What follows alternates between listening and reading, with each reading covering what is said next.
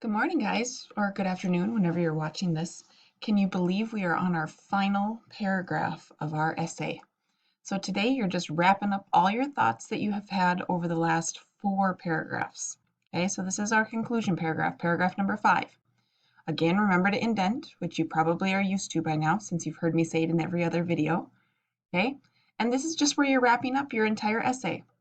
You're going to explain again why and how DARE has impacted you and will continue to impact you in the future as you have to make different decisions as you get older and grow up and mature, as well as explain why DARE is an important program to keep in the schools. Why should fifth graders still be doing the DARE program? What is the importance? What is the value of it?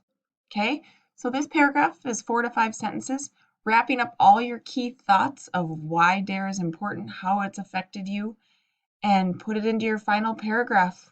Okay? Pretty short and sweet today. Any questions, let us know. Go ahead and submit those into us, as some people have been, for us to check over. And then tomorrow we'll start the editing and revising part. All right, guys, good luck.